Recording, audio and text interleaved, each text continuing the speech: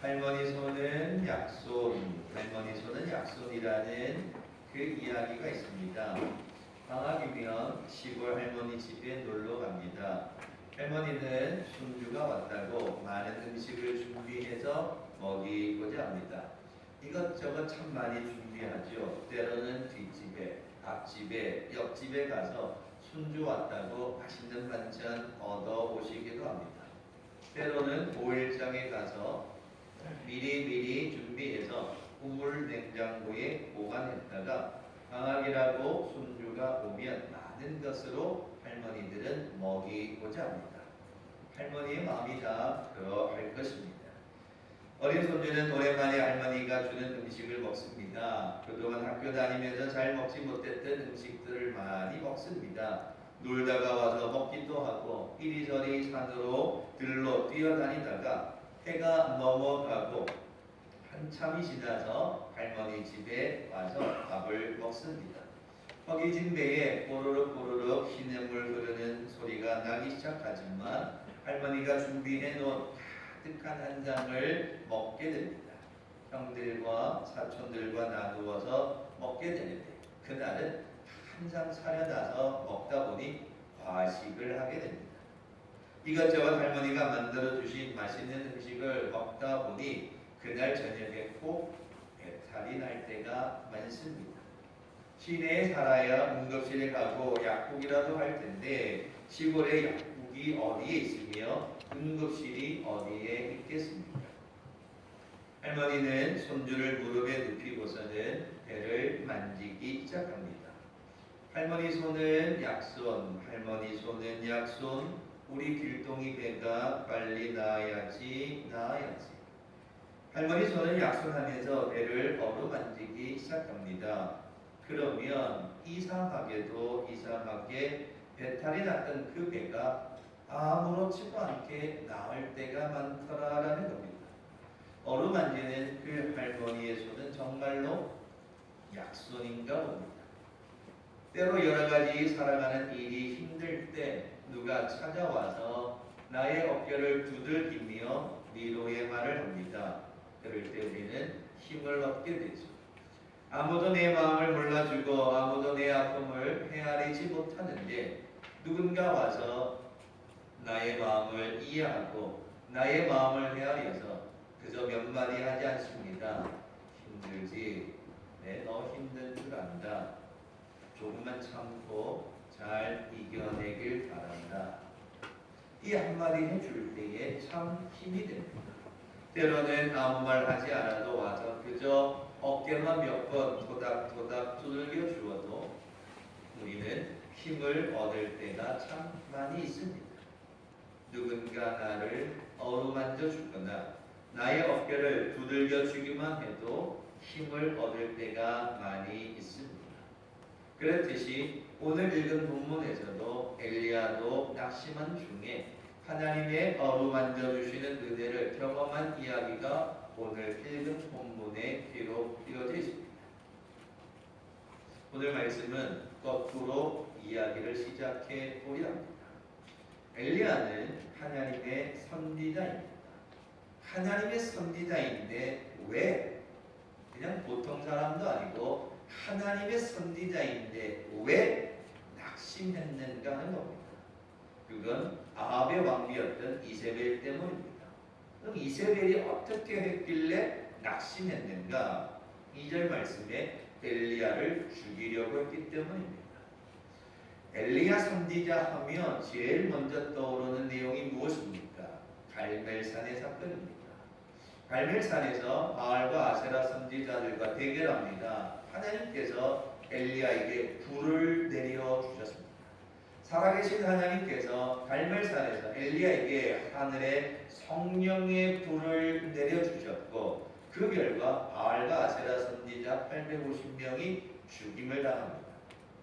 이 일이 이세벨 왕비에게는 화나는 일이었습니다. 열받는 일이었습니다. 바알과 아세라 선지자는 이세벨 이 왕비 편이었습니다. 그러니까 왕비가 악한 일을 해도 이 거짓 선지자들이 다 왕비 편을 들어주었는데 이 850명이나 되는 사람들이 한꺼번에 갈멜산에서 다 죽어버렸으니 이세벨 왕비 입장에서는 화가 나는 거죠. 그래서 내가 엘리야를 죽여야겠다라고 생각을 하게 됩니다. 2절의 말씀 보면 내가 엘리야 너를 죽이지 아니하면 내가 믿는 이방신이 우상에게 내게 벌할 것이다. 그러니까 이 말은 이세벨은 분명히 내 엘리야를 죽이고야 한다. 엘리야 선지자 내 가만두나 봐라. 내가 너를 죽이지 않으면 우상이 나한테 벌할지 모르니까 분명히 내가 너를 죽일 거다. 그걸 사신을 보내어서 엘리야에게 다 들려줍니다. 그 이야기를 들은 엘리야 어떻습니까? 지금 사정을 보니 돌아가는 이야기 보니 이세벨에게 잡혔다간 죽게 생겼습니다. 뼈도 못 줄이게 생겼습니다. 그래서 엘리야는 도망갑니다. 이세벨이 죽이겠다고 달려드니까 도망갑니다.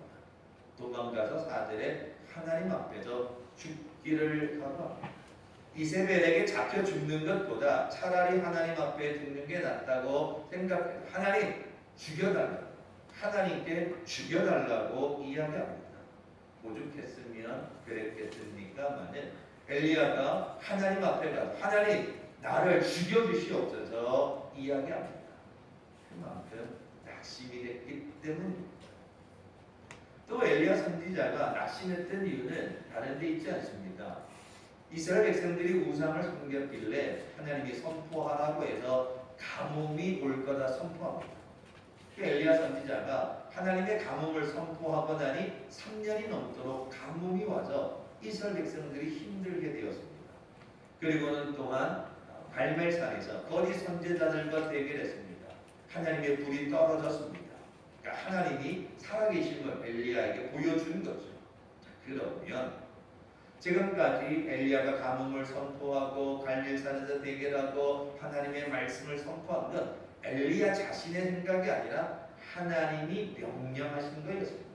하나님의 말씀에 따라 하나님의 명령에 따라 가뭄도 선포하고 갈멜산에서 대결했던 겁니다.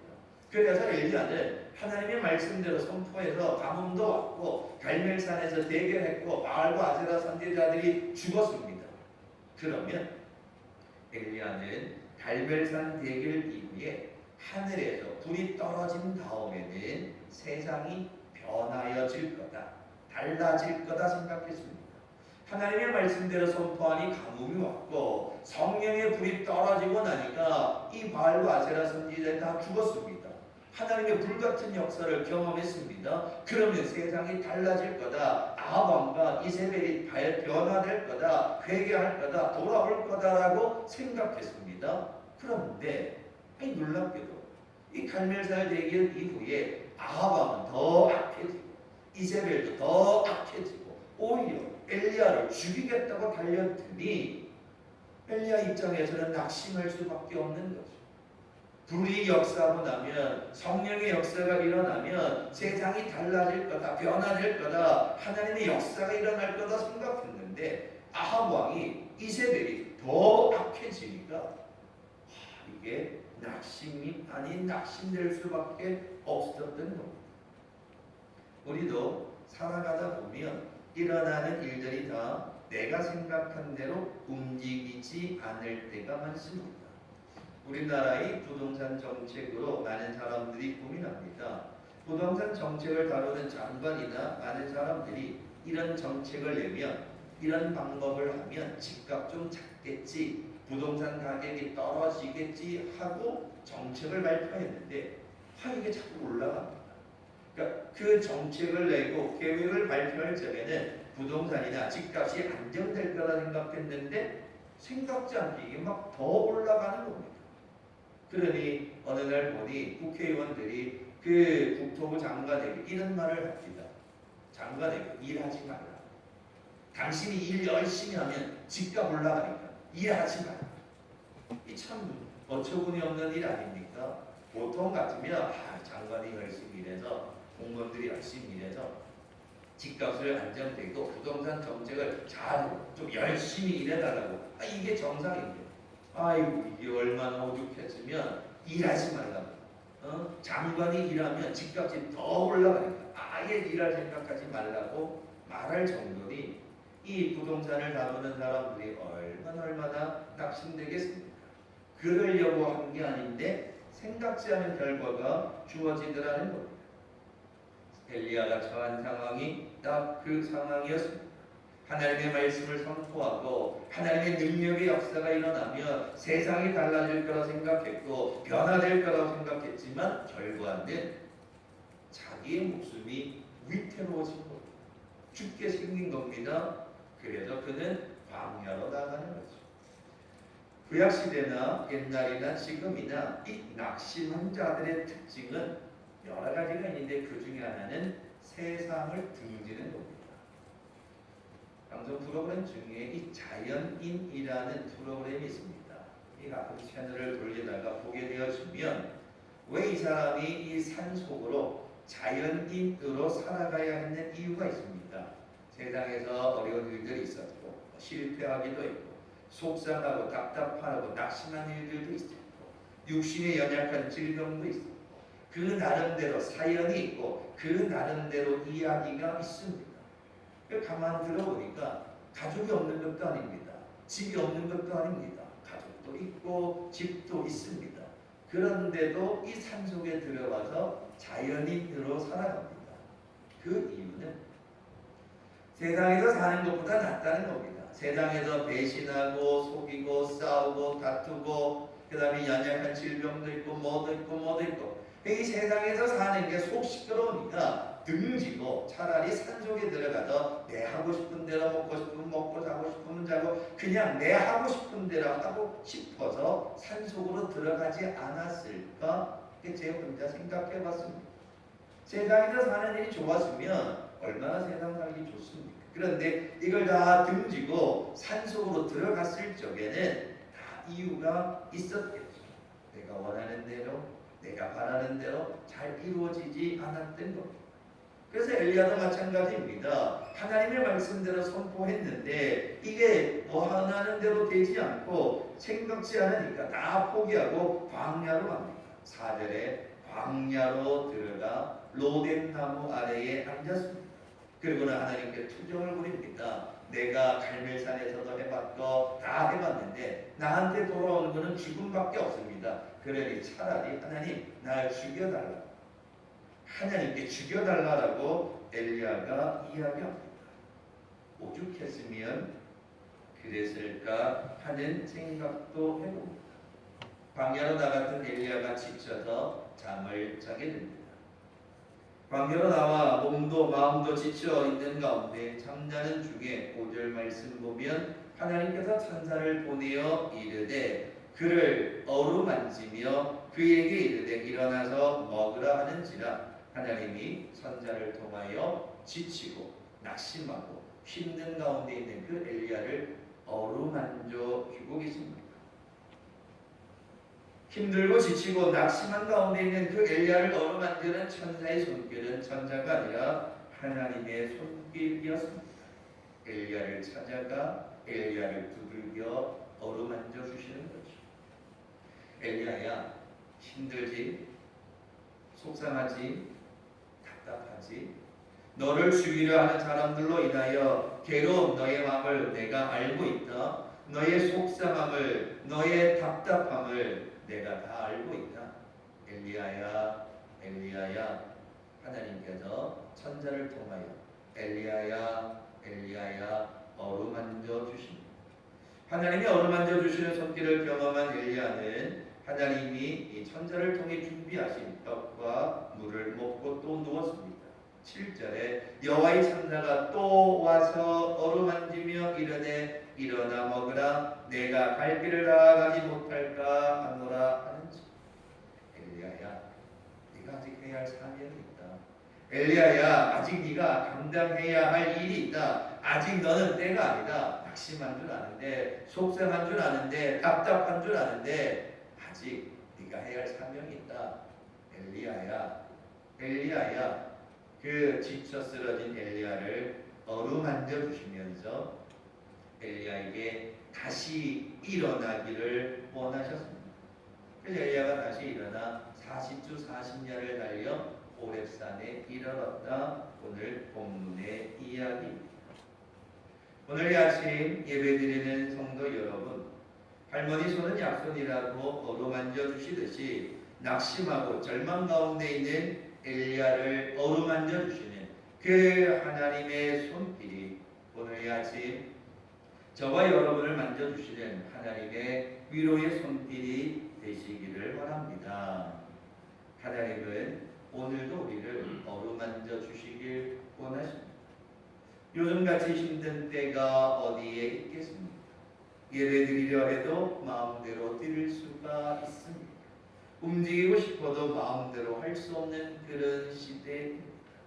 경제가 어려워지고 있습니다. 먹고 사는 일이 참 걱정되기도 합니다. 그러다 보니 한두 가지 이유가 아니라 여러 가지 이유로 인해 걱정이 태산 같습니다.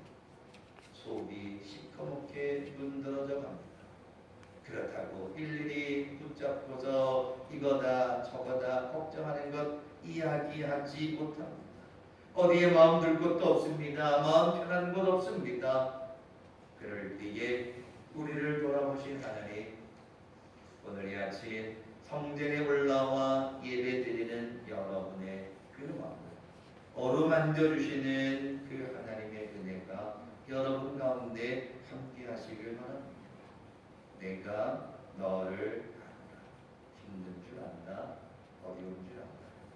걱정이 태산이지 너의 속마음을 내가 다 안다. 그 하나님의 위로의 손길이 오늘 이 아침 우리에게 함께 하실 줄 믿습니다. 예수님 당시에 각색 질병 걸린 사람들이 찾아옵니다. 우리가 알고 있는 각색 질병은 여러 가지 외적인 질병이기도 합니다.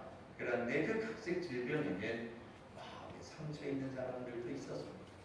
육신의 질병, 마음의 질병, 영적인 질병들, 귀신 들린 일들까지 다 있습니다. 각색 질병 걸린 사람들이 다 예수님께 찾아옵니다. 찾아와서 주님을 만나길 원하고 주님이 어찌하라를 만나길 원하고 사람들 사이를 비집고 해집고 나가 주님 만나기를 원할 때 주님은 그들을 다 어루만져 주셨습니다. 눈남자에게도 안정뱅이에게도 혈류증을 앓은 여인에게도 귀신 들린 여인에게도 가늠하다 잡힌 그 여인에게도 예수님은 그들의 마음을 어루만져 주셨다는 육신으로나 마음으로나 영적으로나 각색 질병에 걸린 사람들을 예수님은 다 위로하시고 어루만져 주셨습니다. 오늘 아침 예배드리는 여러분, 누가 나의 마음을 알까요? 누가 나의 속상함을 알아줄까요? 누가 나의 답답함을 알아줄까요? 자녀들이? 아니면 누가 내 마음을 알아줄까요?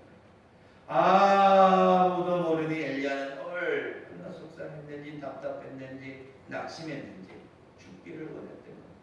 얼마나 속상했으면 얼마나 힘들었으면 광야에 나가서 하나님의 선지자가 죽여달라고 말했겠습니까? 그때 하나님이 찾아오셔서 엘리야를 어루만져 주셨습니다. 오늘 아침 예배드리는 성도 여러분, 힘이 드십니까? 어려운 일이 있었습니까? 속상하고 답답한 일이 있었습니까? 하나님을 믿으십시오. 하나님을 찾으십시오. 내가 믿는 하나님, 내가 사모하는 하나님, 나의 힘이 되신 그 하나님께서 낙심하고 절망과 힘든 가운데 있는 우리를 찾아오셔서 우리를 어루만져 주실 줄 믿습니다. 그런데 더 놀라운 일은 어루만져 주시는 그 하나님은 묻지도 않고 따지지도 않고 구박하지도 아니하고 어루만져 주신다는 겁니다. 엘리야를 찾아오신 하나님, 네가 그럴 수 있느냐? 네가 선지자인데 뭐 죽여달라고? 네가 선지자인데 그렇게 말할 수 있냐? 선지자가 뭐라고? 네가 그렇게 말할 수 있느냐? 선지자를 구박하거나 그를 야단하지 않았습니다. 그저 묻지도 않고 따지지도 않고 그를 어루만져 주셨습니다. 세상에는 그렇지 않습니다. 세상에는 네가 잘났다, 네가 잘못했다, 누구 때문이다 서로 따지기를 좋아합니다. 누구 때문이라고 찾으려 합니다. 그러다 보니 어디에도 위로가 없습니다.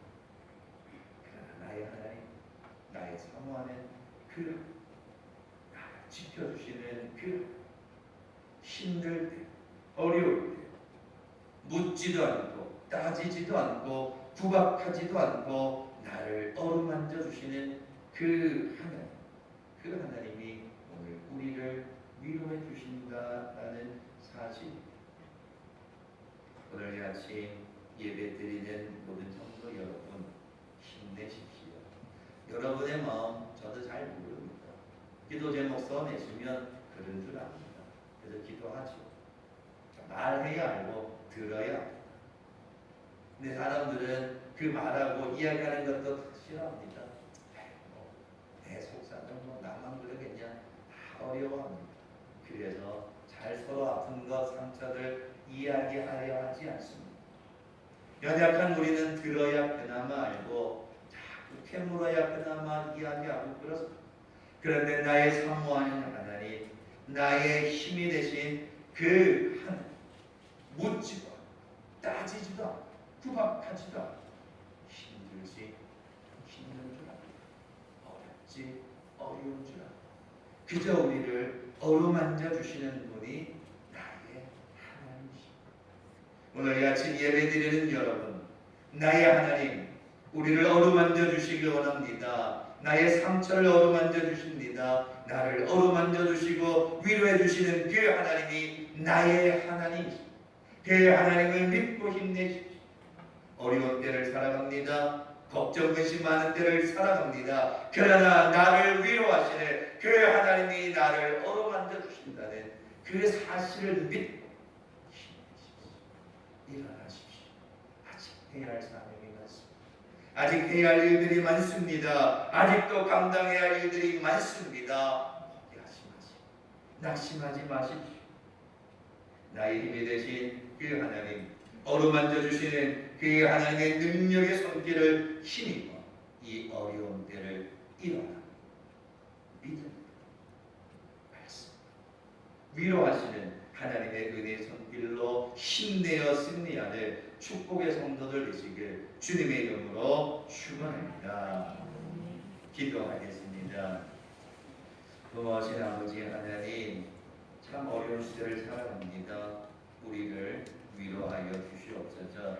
묻지도 않고 따지지도 않고 구박하지도 아니하시고 우리를 위로하시는 그 위로의 손길이 우리에게 있음을 깨닫게 도와주셔서 예배하는 자가 되게 하시고 사모하는 자가 되게 하시고 날마다 하나님을 찾는 믿음의 성도들 되어서 우리를 어루만져 위로하시는 그 위로의 힘 가운데 다시 일어나 이 어려운 때를 승리하며 살아가는 모든 성도들 다 되게 인도하여 주시옵소서. 감사드리며 예수님의 이름으로